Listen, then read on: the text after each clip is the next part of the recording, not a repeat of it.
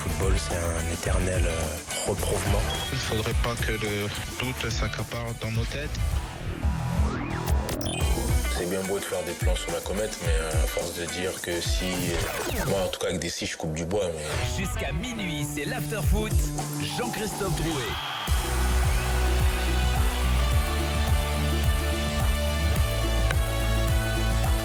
L'after avec Daniel Riolo, Pierre Ducrot, Bruno Satin. Et il nous a rejoint, c'est Yacine Amédé. Ahmed. Oh, je l'ai répété. J'ai répété tout l'après-midi. Il n'est pas brésilien. Ça se prononce normalement. Pour arrêter tous ces lancements, tu débutes l'émission. C'est catastrophique ce soir. Attendez, pas du tout. En plus, souvent, vous rentrez dans mes lancements, donc forcément, je bafouille un peu. Yacine Amened. Ouais, c'est ça. Bonsoir. Salut Yacine. Très heureux de te recevoir. Merci. Éducateur, diplômé, formateur et entraîneur de jeunes joueurs. Dans quelques instants, nous allons parler avec toi de la formation des entraîneurs français, des jeunes entraîneurs aussi, et les difficultés pour avoir le diplôme. Tu as des choses à nous dire. D'ailleurs, nous serons avec un ami de l'After qui dirige une équipe au Congo et qui nous parlera aussi de ces difficultés. Appelez-nous au 32-16 pour participer à nos débats. Nous allons parler du mercato dans quelques instants. Il y aura la formation, ensuite des jeunes entraîneurs. Et puis, je le disais, à 23h45, 5 t-shirts de l'After à gagner. Ça va être magnifique. Pierre Ducrot, vous ne le voyez pas, mais est en train de manger Des macroutes. Des macroutes de la mère de Yacine qui sont excellents aussi. Ouais. Franchement, tu veux pas goûter Je sais, tu m'en as proposé un, mais si je bafouille, alors avec un macroute, ça va risque d'être... Ça fera un alibi. Au moins, tu bafouilleras pour quelque chose de bon. Ça fera un alibi. Bravo Bruno de pas me manquer le comme ça. tupperware pendant l'émission là. Ça fait un peu Attendez, famille, Et on est celui tranquille. qui répondra mal au quiz devra manger un macroute tout de suite. Oui, et parler dans la foulée. Ça fait 30 ans que je fais de la télé. J'ai jamais vu un plateau où on avait des macroutes dans une barquette comme ça au milieu d'un plateau de télévision. C'est l'after, c'est différent. Bien sûr. Bien sûr, c'est différent et j'aime cette différence. C'est la famille. Merci beaucoup. Yacine, je t'appellerai Yacine seulement. pas de problème. Parce que sinon, je risque encore de me tromper. Bon, parlons du mercato un petit peu. Le mercato qui s'est ouvert hier. Bruno, quand même. Bruno est Mercato, avec tu sais nous. que ça fait rêver les gens. gens. Tu sais que t'es là pour faire rêver les gens. Écoutez les gars, on fait ce qu'on peut. Attends. T'imagines que le moindre mot que tu vas dire sur ce qui peut se passer à Marseille, à Paris ou à Lyon, et demain c'est la joie. Mais non. Ou la paix au réveil. Écoutez les gars, C'est une nuit qui se passe bien. Non, vous n'avez pas besoin de nous. Vous avez 2 snipers dans la maison.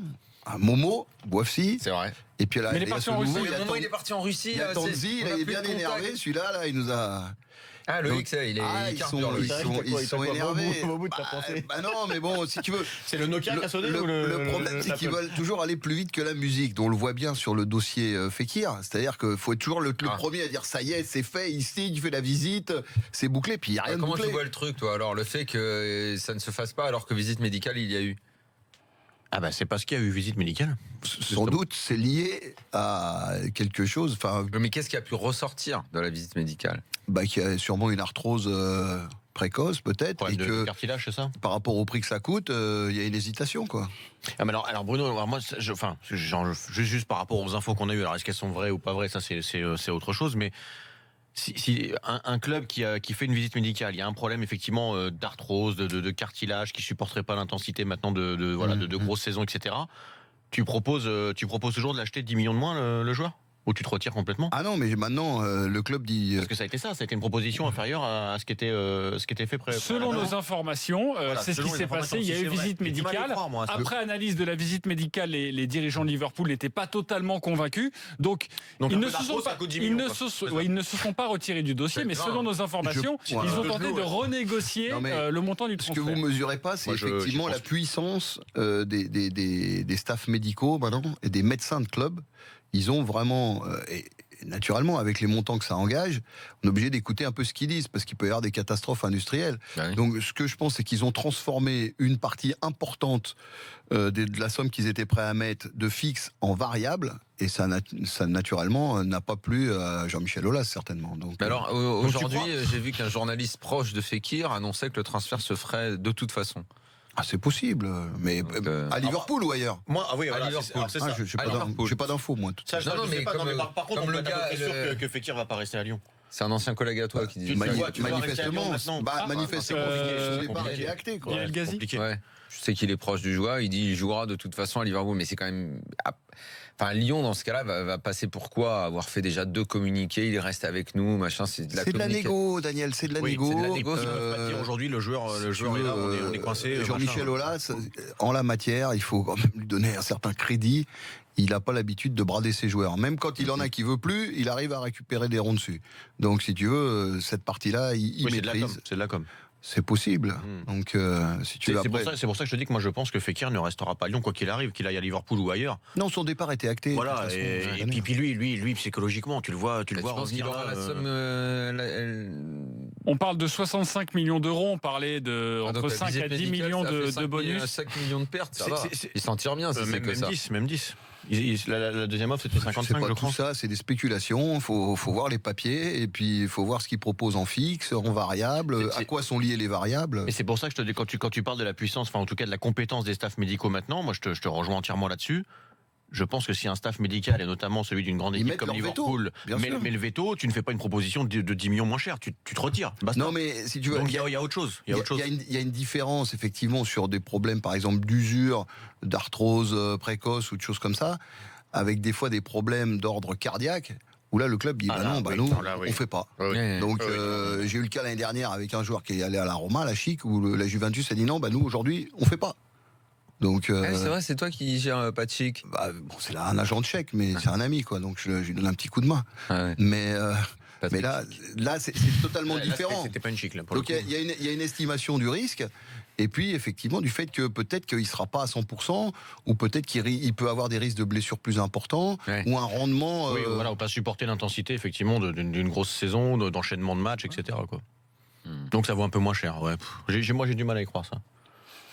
J'ai du mal à y croire. Bon, en tout cas, on suivra évidemment attentivement ce dossier. On sait que ça. Encore du mercato, là, Bruno. Là. Oui, c'est vrai qu'on a envie.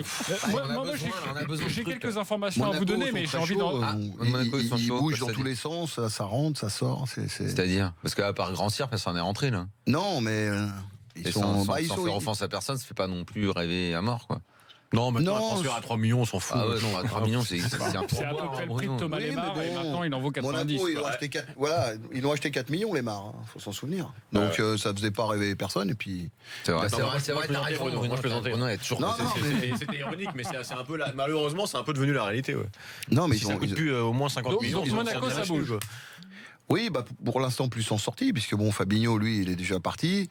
Et il est acté que Lemar et Sidibé partiront, quoi. Donc le club s'attache à. On ne sait pas où il y a début de piste pour ces 2 joueurs. Sidibé est parti en Russie.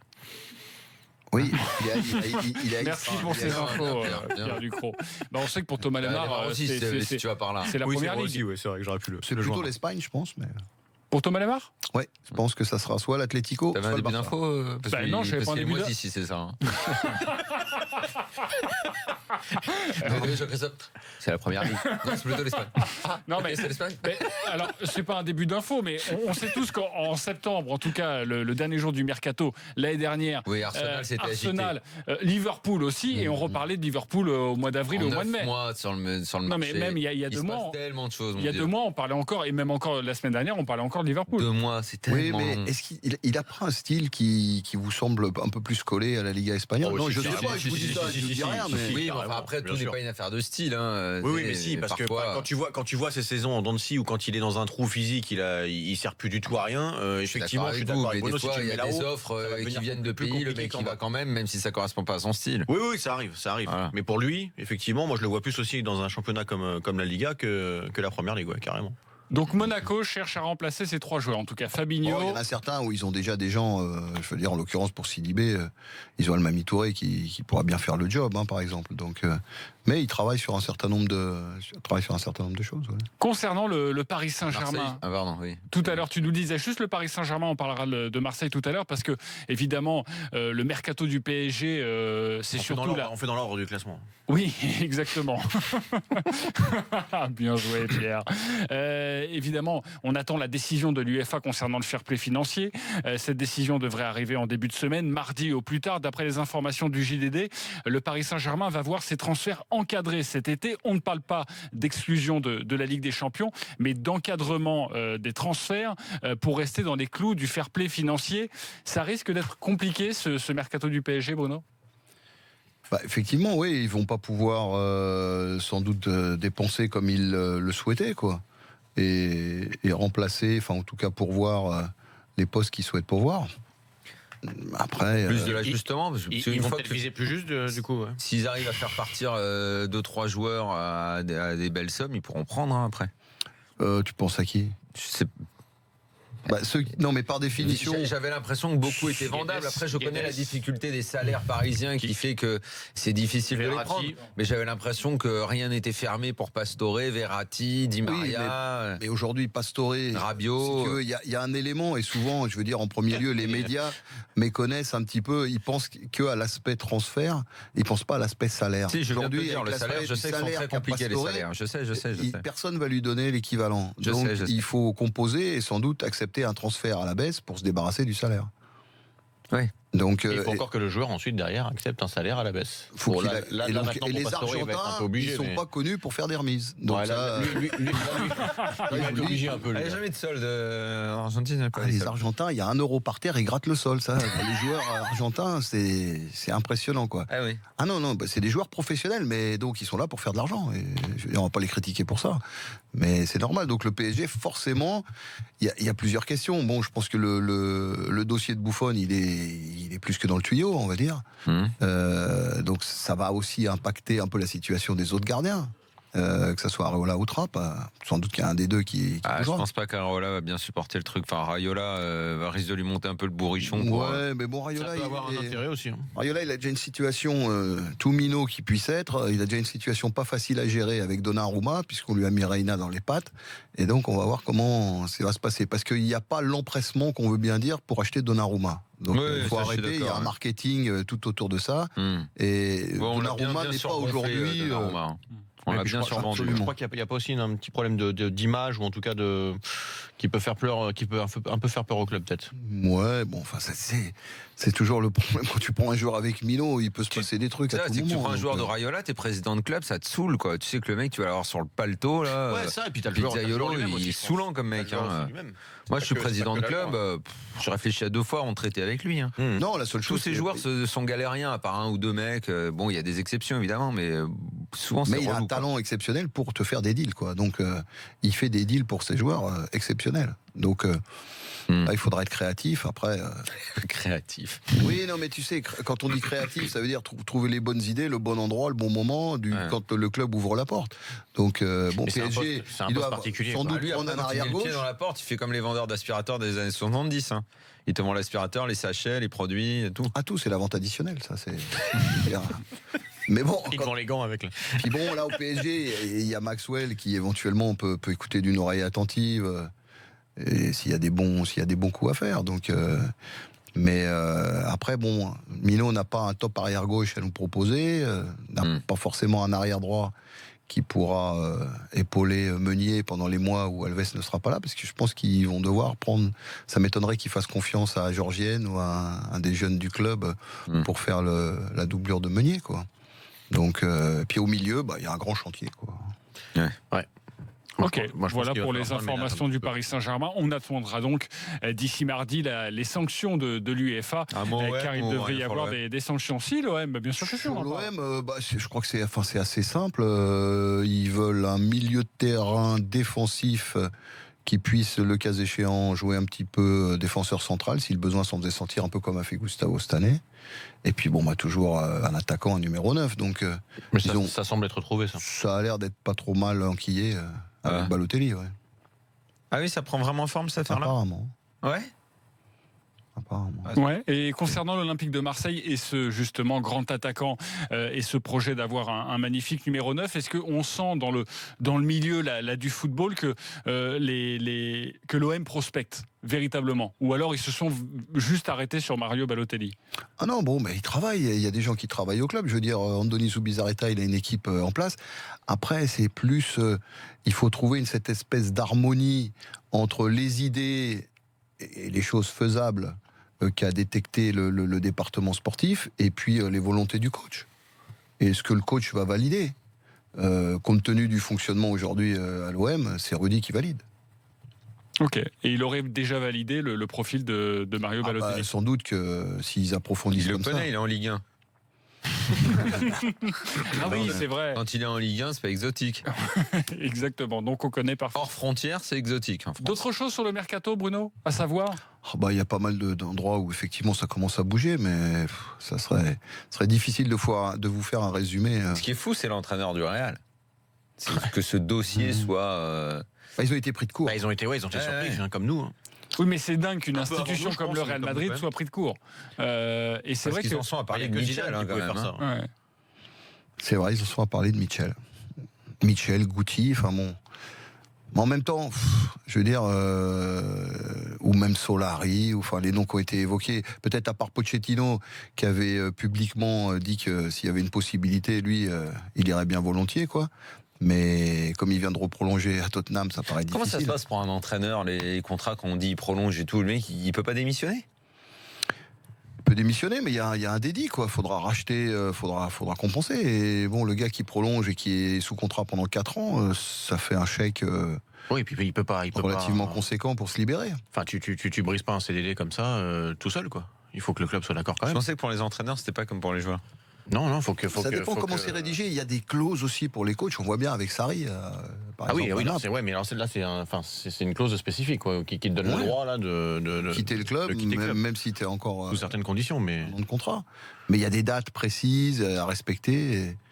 Et donc parfois pour certains championnats ou certains. Voilà. Pas partout non plus. Par exemple, le gars qui est comme en Italie, ils disent OK, toi tu peux partir, moyennant temps, mais tu resteras pas en Italie, par exemple. Tu vas pas renforcer la concurrence, quoi.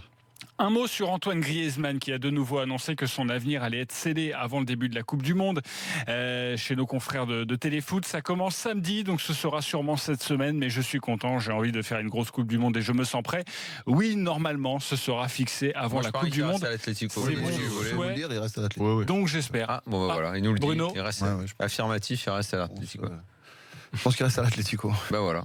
Et aussi, d'ailleurs, dans cette indication, car il dit oui, je veux que ça se passe cette semaine, avant donc le début de la Coupe du Monde, on imagine mal un transfert retentissant à Barcelone, sachant qu'on voit comment ça s'est passé notamment pour Umtiti. Il a dû faire l'aller-retour pour aller prolonger son contrat, et on imagine mal Antoine Griezmann partir cette semaine à Barcelone pour passer la visite médicale et signer son contrat. Difficile à imaginer, en effet. Voilà. Mais pas il vient de te impossible. dire, reste à l'Atlético, cherche pas, il vient de te le dire. Mais dans les faits, c'est impossible. Il vient de Non, t'as c'est une info, jamais- mais bon, Ils ont le wifi, ils ont le wifi.